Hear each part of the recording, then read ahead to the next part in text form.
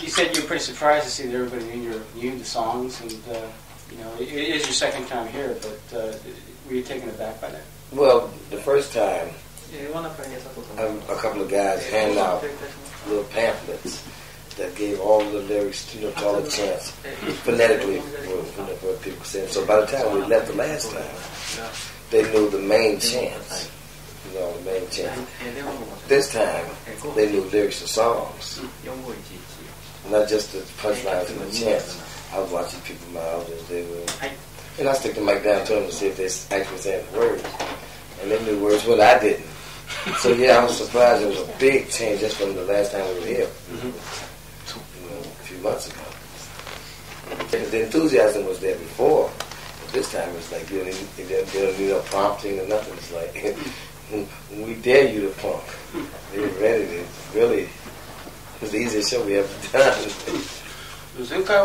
In spite of the fact that the band is pretty much the same as your last tour of Japan, you're using the name P-Funk this time around. Is that due to the fact that it's more of a permanent unit? No, it's just we got a P-Funk All Stars live album coming out, and we promote that particular name right now. We're working on the Funkadelic. The album for Funkadelic is not released yet. It's been a while. And the album for Parliament, we're just getting started for Island Records. So, P-Funk All Stars is the last one that had records out along with myself. Plus the live album is coming out. And so it just makes it easier to use P-Funk All Stars. It's basically Parliament Funkadelic. But the last thing people have heard about was P-Funk All Stars. So we'll be anybody. We'll be Brides of Funkenstein if we have to. All of us the same family, Bootsy, Brides, Parliament. So whoever got something going, that's who we'll be. If the Brides is hot, we're back to Brides. I'm a little bit confused here over the actual credits, because you're using the name P-Funk this time around, or is it Funkadelic Parliament? P-Funk, yeah, P-Funk All Stars. Right, P-Funk All Stars. Which is basically the same people. Yeah. Okay, but we're using P-Funk All Stars because that's the way we traveled last, and we have an album coming out as that name. It's still Parliament Funkadelic, but just for business purposes, P-Funk All Stars worked better this time. It's basically the record that was being promoted, with Paisley Park. Yeah, right. You know what I'm saying? And just so I could have my same band, and wouldn't get the credits all mixed up, with my Parliament Funkadelic, just George Clinton and P-Funk All Stars. Funkadelic record come out, we'll be Funkadelic. Parliament record come out, we'll be Parliament. Well, that's what Georgia. One reason you was concerned about the names there is because I have such good memories of Parliament. The name Parliament conjures a lot of good. Well, we still do the same songs and everything. Yeah, but he was wondering though, you haven't been. Is it a matter of your not having been able to release an album under that name? What exactly is holding up the release of Parliament record? Oh, we've just we've just made a deal with Parliament. We didn't have a deal for the last 7-8 years. We just made a deal with Island Records to do a Parliament record, which is just about finished now. We recorded one for Funkadelic 3 years ago at MCA. They just haven't released it yet. Is that right? They've been holding the record for 3 years, so that's why that one is not out. So it's like George Clinton is the only one that's been active, and P-Funk All Stars was the last one before that. So Parliament is still around. It's just that we just got a deal for him. Why was it put on the back burner for 7 or 8 years? Was it a lack of interest, or was that? Well, at the time, during the early '80s, we were doing the all of lawsuits and things, trying to straighten Funkadelic out, and all the different problems with management and stuff. That we just said, well, we'll just finish that up, clean house first before we even try to do a deal with Parliament. We didn't even try to do a deal with Parliament until this past year. We used my name, through Capitals, it's like 83 or 4, and we worked under that and P-Funk All Stars until we could get all of the Parliament, house clean and done. And it's that's been pretty much done. But we hadn't tried to do a deal with Parliament at all. Because we got to get all these CDs that's out here now. Everything just been re-released. We have to get all that straightened. But we finally come to deal with Ireland. And so you'll hear Parliament in a few months, hopefully. Yeah. For legal reasons, Parliament and Funkadelic were sort of put on hold there from the 80s. And then you more or less concentrated on a solo career. It was just George Clinton. Right, till we got all of that legal stuff out of the way, right. And the question is, you didn't perform live there during the 80s. What was that? Yes. Yeah, we, George Clinton and P-Funk All-Stars did. 83 and 4 when Atomic Dog was out. Oh, Atomic. We did a tour then. We did a tour, and so it was 83, 84. We toured those 2 years, and a little bit 85. But from 85 on, we didn't tour. We did maybe one show in 86 in Germany, and we didn't do any more. Yeah, that's the question. That you stopped touring for about 85. And why did you get off the road? Oh well, again, it was like getting the legal stuff together. Matter of fact, it was trying to actually get my deal had rolled and stuff, and I did file bankruptcy and all of that during like 80s, 85. So it was mainly not having any records out. Mainly was really doing any touring. And we waited for the time to get right. The rappers start doing their thing and start sampling the funk. That started helping us even without having a record out. They made it so popular again that this past year we said, what the hell? Let's just go ahead out. De La Soul did Knee Deep. Knee Deep, that's right. And, MC Hammer, a couple of records was nominated for Grammys and stuff. Humpty Dance and all that. So after a while it was just popular even without a record. And it's good to do these small places because, we get a chance to get the vibe on the new young kids, and we see how young they're going for it. And, with all the sampling going on, it's just like we got to hit the record out there. So that's the main reason we didn't, do anything, because we couldn't do it the way we wanted to. And so I just rested and see what was happening. Gave it a break. Yes, hold on. Do you think that in the 80s you had lost some of your original motivation there? That having nothing to do with, say, the legal proceedings that were happening? No, never. Because all the while we was recording, all during the 80s, we still were recording, but it was just about, we didn't have that same, priority thing with the different record companies that we were working with. So, we understand the concept of playing obsolescence. It was time for us to go sit down a while. And if we could figure out a way to get back in the game, we would. Which, like I said, the rappers helped us do that. But as far as like losing interest, nah. Matter of fact, I'm kind of catty when it comes to that. I'm like, okay, you wait, y'all just wait.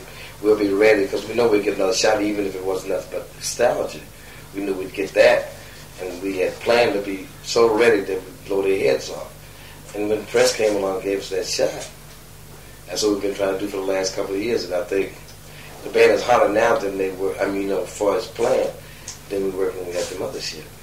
So we've been actually like, just waiting. We didn't do no rehearsing and stuff, but we did a lot of, studio, and as long as the dream was alive that, we'll show you, which is our motivation most of the time.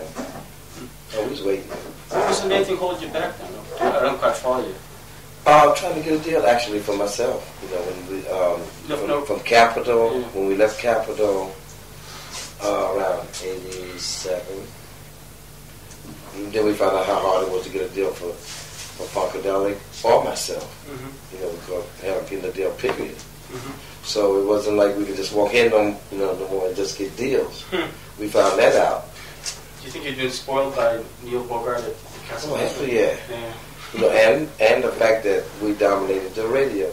But we knew that it was coming sooner or later, Matter of fact, that's what the album Glory Hello Stupid was about. We were saying, damn, we still going, we supposed to be somewhere sitting down by then.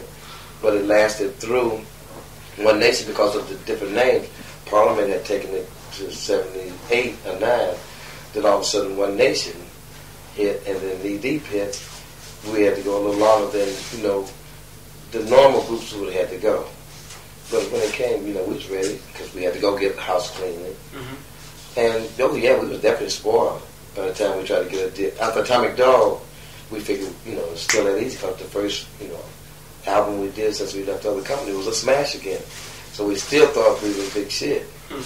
But immediately after that, and even doing that, even though the record Tommy Dog was big, we still caught hell getting that, that Neil Bogart backing.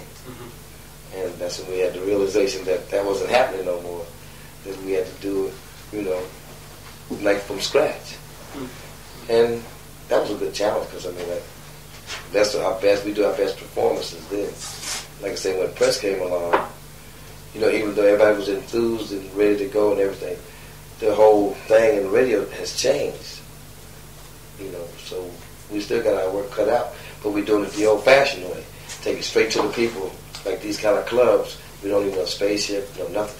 And at that level, we can beat up on people. We know the band is great, and so yeah, we smart Alex. I guess you could generalize in this way. You could say like the 70s were a golden age for you and for funk, and then in the 80s things took a turn for the worse. Now back in the 90s, all of a sudden you're back in the limelight again. Everybody wants to know who you are and what you're doing. Well, the way we like to look at even the 80s when we weren't doing it is like it's a natural progression of things. The whole world is based on playing obsolescence. Cars got 5 to 6 years life. A marriage got about 5 or 6. A suit got about a year and a half. You know what I mean? It's just the world is built like that. And so does entertainers. And so it was something that normal for a group that hadn't been around twice before like that. We knew it had to end sooner or later for a while, but we didn't think it was over. We never do. So the 80s, we relaxed, and took care of some other things for the next time, and just try to prepare to see where the music was going. We watched rap, and we saw that it wasn't going anywhere, and then we realized that the sampling was a benefit to us, so we saw how to use that, start sampling ourselves. So as turn for the worse, we'd like to look at it as a rest period, time to clean house, something that had to take place. Well, it seems symbolic that you got your second big chance from Prince in the Paisley Park label. Symbolic of all that had happened, how things had kind of come full circle. And Prince's, I guess, his sort of role in keeping the funk alive. He's a funketeer. That's the obligation of a funketeer. Whoever's on top is to reach back and grab the next. And he's one of the, he's one of the few, and he's probably the best, creative entities that's been around since the mothership and stuff. He's one of the few that was easy to talk to, especially being as big as he is. He's one of the few that acknowledge, his influences. A lot of people do, but as soon as they used to get to the top, they say, we're not funky, we're pop. How did you meet up with him? That was the original question. Oh, wait. What was the exact back in 76 when he was first, coming around, he used to come to the shows, and he looked like a Funkadelic or funketeer. So we used to come and watch Bootsy all the time, and we used to let him, on stage. And we knew he was making music. We didn't know what music was about. And so we knew him, in his early days. And as he, became who he is now, he remembered it. Was Prince musically involved at all in the Cinderella Theory? Not directly, except for the remixes, and he played certain instruments, sang a little bit on tweaking the remix. Basically, he wanted to stay out of it because he didn't, wanted to look like, he had to, survive and, help us survive that way because he believes in, the way we do it. He still do. And he liked the album. He was already finished with the album when I took it to him. He had some changes. He asked me to do some certain things, because I asked him, you don't get out that easy, give me some of the tips that you up on down. So, but for the most part, he didn't get involved. This album, we've already done 2 or 3 things together. The next album, which is called Hey Man, Smell My Finger. So he's already involved in this already. But he's actually going to be doing something with. Well, we've already done 3 or 4 cuts already. And he's contributing what way? I mean, we wrote a couple of songs together. He played on some of the instruments. Some of the guys in my band played. He sang on some parts. I mean, always. And we did the movie thing. We did a couple of songs together. One called "I'm Tested Positive for the Funk." I'll gladly pee in anybody's cup. So I mean, we've been doing a lot of work together lately. I don't know. As funk seems to enter, kind of a newly found golden age. Are you going to sort of take the reins as the godfather of funk, or is Prince going to be at the helm there? Who's going to be controlling the mothership? Well, I don't think funk can be controlled like that. I think all of us just have to get on board wherever it takes us, and be a part of it. I'm not the funk. He's not the funk. Funk is in us, come through us, and all of that. James Brown, everybody. But you can't take the funk. I'm glad to be a part of it. I mean, if he's the one that's out there doing, publicly the most, I'll be with him, behind him. And I guess that's the same way he feels. Because it's one nation on that groove. And, like I said, it's subject to be anybody. It might be Bootsy. But I think we all work with the funk as opposed to just having the funk and, controlling it. It don't be controlled. みんながどっちかというと funk of the various funketeers out there. You always seem to be one of the more humorous ones. There's always sort of an element of the absurd, the funny in your music, but you kind of taken a turn for the serious these days. Cinderella Theory seems a little more serious than before. Like the show, you saw the first day of the show, it seemed not quite as funny as it used to be. Well, I think that happens each time we make a change, like from the days of Parliament to Funkadelic, Maggie Brain and all that. People are like, oh shit, what have they done? I love them before that. And then from the Maggie Brain, 60s of Free Your Mind and Super Stupid, being the really heavy guitar rock band with the diapers and sheets. And, even with the Mothership and the Glitter, the people from the, 68, 69 was like, man, I like y'all when y'all was psychedelic, when it was the guitar, blah, blah, blah. And the same thing is happening, from the people that saw the Mothership and that period through Atomic Dog. So, as far as I'm concerned, I think we was more serious through that period, even though we made it look silly and stupid than we were this time.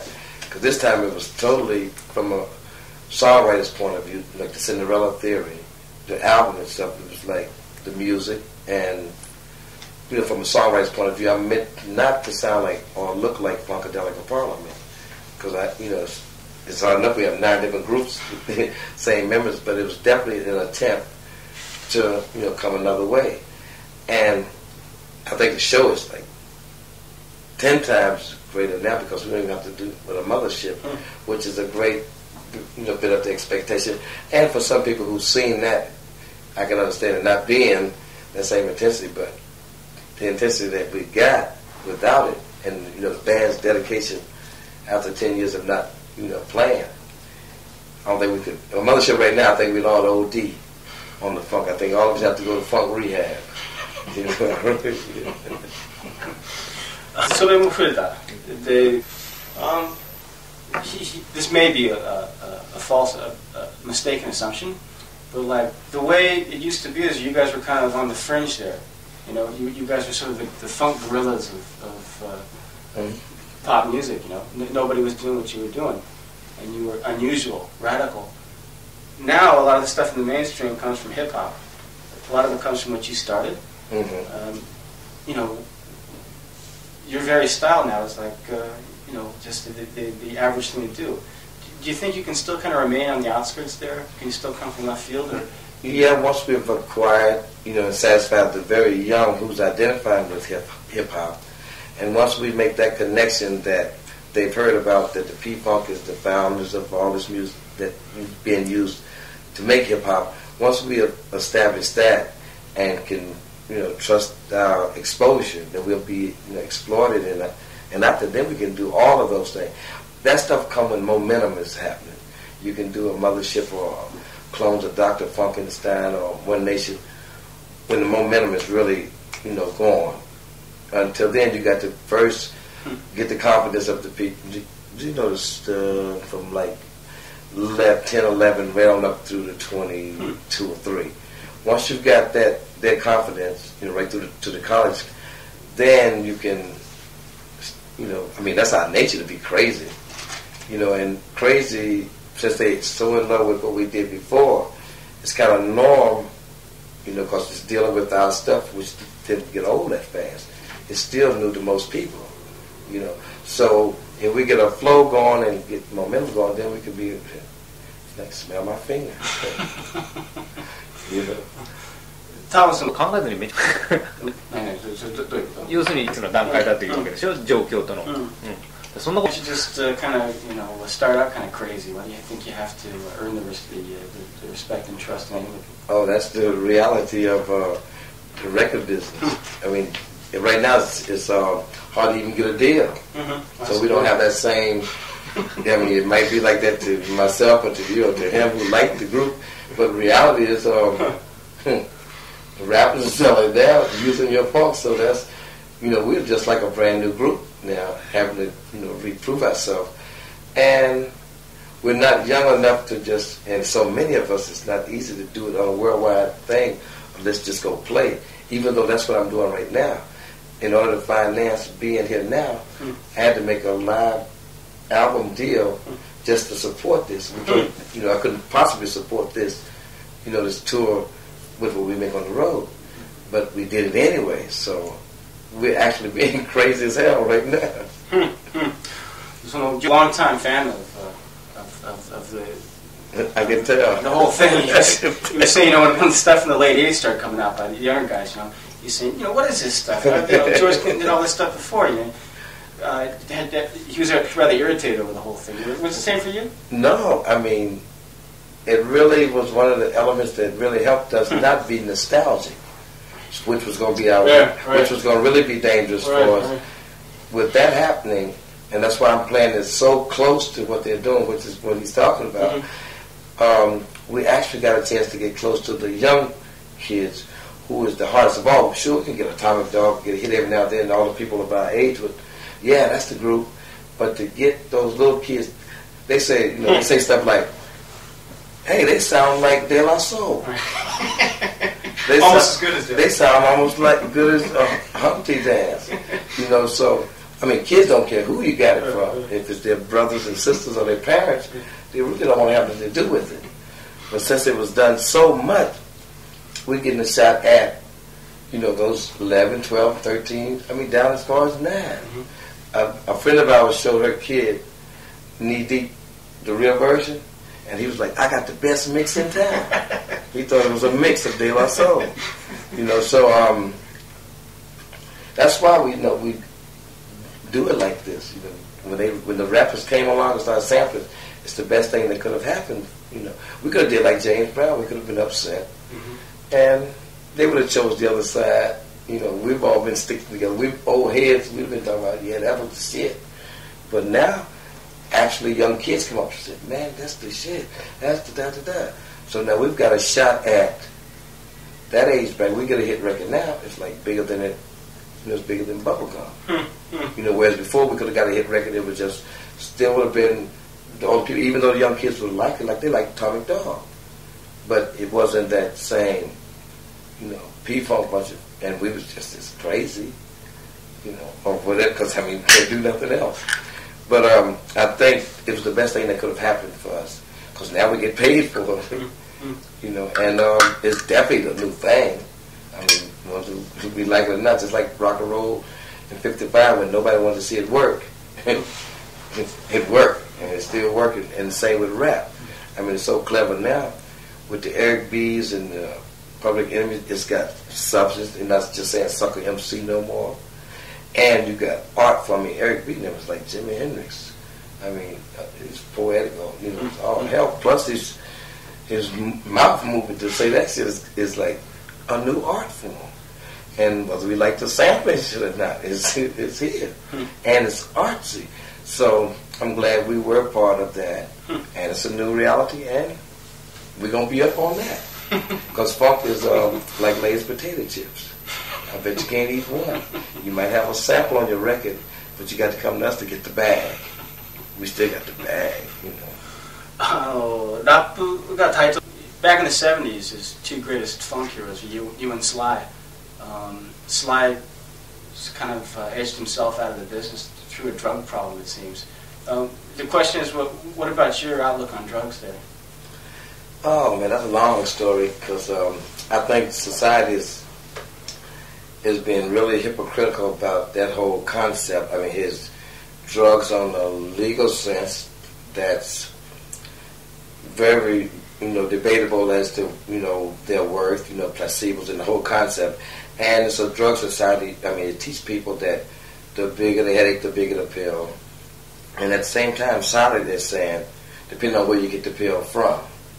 So, and I think that the fact that so much money is involved in drugs, that and I ain't gonna be no drug guru because believe me, I know the concept will, mess you up. But I think the thing that's really messing everybody up is that they're confusing the profits and things that's being made around drugs and the killing for the profits with, all the drug-related stuff. So it's hard to really, have a answer on that. I mean, I wouldn't promote no drugs, but I do think it's being manipulated for money's sakes. You make more money fighting drugs nowadays, the rehabs and the government's involvement and all of it. Everybody understand that concept that it's a fake, and so that confuses kids. It sends them two messages. So you got people out there making a lot of money, and they're saying to say no is the greatest aphrodisiac there ever was. If they were sincere, they would give kids drug education, let them know exactly what it is from beginning to end, and people will be equipped to know more about it if they did mess around. So, to skim over drugs is like really deep, as far as I'm concerned, because it's a real psychological. I mean, it's like the scare tactics of communism. There was so much money made off of the fact that communism was promoted, to such a thing. I think drugs is being done that way too. And at the same time, like I said, I don't want to sound like no drug guru because that's not where I'm coming from. I'm more afraid of drugs today because of the profit that's in them. In the 60s when it was drugs, it was like, let's share of this, let's share, Joe, let's share. The minute Woodstock came along and it was let's buy, then you have to worry about all the implications of somebody trying to make money. And I think today the money is being made on fighting drugs. I mean, and that's like a real hard to explain to somebody whose kid just got killed. Mm-hmm. You say drug related, but it's money related. And that's really where it's at. I mean, that's hard to get across to most people because you don't get that kind of information. But it's money related, and that's where I'm at on drugs. Like I said, I'd be scared of the drugs that's around nowadays because the government is basically the one that's doing it. You think there's government involvement? Oh, sure. I mean, sure. I mean, everybody knows that. It's like no big secret, but there ain't enough PR for people to understand that yet. I think slowly but surely the hype is wearing off, and not so many people is getting caught up in the hype because it gets so much TV exposure. That was promoting a lot of it. I think the novelty is like really wearing off, but it's a good. I mean, where would all those jobs go if all those people that's getting $11 billion to fight it? You got to understand that's all. I don't think they wanted to end it too soon, and they probably got a good lobby. And there's a lot of people. If they were making $6,000 for hammers, you can imagine what they're making on something illegal, like drugs. And everybody knows that that's what's going on, but except for the local scene that you get on television every day, you would think that the crack dealer and the crack houses would be getting this money. I doubt they're getting that much of the money, where $11 billion would go to fight them. You know what I'm saying? So it's out of proportion. It's really very hypocritical because the information is one-sided. I think if they legalized it and sold it from hospitals, where can't nobody get to hospitals anyway because they don't have insurance. If they let hospitals sell it, no advertisement, none whatsoever, but only hospitals, and take the glamour and the money out of it, I doubt the problem would be there. And also let them have to go through the psychiatric wards to get it, so they can see what kind of arena they're in. And I think that in itself would deter most of what's going on. Because what's going on now is money. You know, and there was a good phrase that's been created up, and that's drug related. Sometimes the relation is like sixth cousin. You know what I'm saying? But it serves the purpose because there's 11 to 14 billion dollars a year to fight it. And I don't think they're no more sincere about stopping it as they were about stopping the Vietnam War. The thing is, like, a lot of artists have sort of relied on the drugs and in fact have made some of the best music when using drugs. Do you think that that's I wouldn't have subscribed to that idea in advance. I look back on the 60s and I'm sure that acid has a positive effect on me, but I would never try to do that premeditatedly. You know, I can look back and be glad that it happened that way. Because it took me a long time to even accept the fact that I thought it may, because I was sure that was one way of fooling yourself. You know what I mean? That's the first thing. I'm from New Jersey, and all people I knew did heroin, and I know I never liked it. I learned that was never recreational. But once I came through the 60s and had done acid and everything, I wasn't going to be the one to go around here being no drug guru. I know we was happily out of our mind on purpose, but got very afraid when it became commercial. So, yeah, a lot of stuff was created on drugs. I know I did, but I would never chance it, in advance. And the drugs that's around now, I'd be really scared because I know now that it's like heroin in the 60s. It's the wrong people's doing it. You know what I'm saying? If it was done for like gangsters, you wouldn't have killing. Because they'd be like, hey, you can't have none. Y'all got too much killing going on. Whoever's doing it now look like they prefer the killing because the money they get is from fighting it. So the more killing that goes on, look like the people that sell it nowadays is happy. They could care less if it's every block have drugs, which has got to create war because there's too much competition. Before it was like one somebody here. You know what I'm saying? Now you can go to any place and get it. Kids get it on consignment. So it's almost like they want to have it to create the havoc, so they can get paid fighting it. So I wouldn't try to create nothing under, that kind of commercialism. I was really afraid when I heard Europe was going for what they call acid house music. I don't think you can premeditate. And once it's done happen one time, I don't think that you can just plan. If it happened accidentally and the kids just go off into it, I would trust that more. But things are too commercial nowadays. I'd be really afraid, any kind of phenomena on drugs. You know what I'm saying? Yeah. The word funk, this is the last question, by the way. The word funk can mean a lot of things to a lot of people. What do you want to make it mean in the 90s? A lot of things to a lot of people. Funk to me is anything, that it need to be to make it all right. You know what I'm saying? To get that positive outlook, hey, if this is the way it is, this is the way it is. Funk to me is, say if you want to commit suicide, it's that last joke that you can tell yourself that, why should I jump? Ain't nobody gonna kill me for it. Be practical at its simplest, and it's much easier to deal from that point of view as opposed to, I got to intellectualize and get this perfectly, I got to do this. I think if we leave it alone and trust our instincts and that groove that we can get into and not be all idealistic about it, but basically don't want to hurt yourself or nobody else, I think that's a funky, really simple minded type of thing, but I think it worked. So to me, funk is anything it need to be to keep that pressure off of you from having to be right, having to be perfect, having to be anything. I think you come close to those things when you don't give a fuck. Do the best you can. Now, don't be lazy. Do the best you can, but once you've done that, realize that, hey, this is what it is. To me, funk is maximum isness. If being is what it's all about, I is. What? Yeah, exactly. I can argue without the bottle there. I understand. We got 3 generations of fans like that. The ones from, like I say, Maggot Brain. Man, the mothership is all right, man. But I need that space music. Yeah. When I was a kid, we used to listen to that when I was a kid. We never listened to the other side of the record because it was that funk stuff. We just always just listened to Maggot To Maggot Brain, right. In the suburbs, that's what it was. And now, you know, like you get groups like Red Hot Chili Peppers, and there's a group called Big Chief in Ann Arbor, who has recorded the entire Free Your Mind, Your Ass Will Follow album. A white group. Okay, now they know the B-sides. They know the album cuts of that.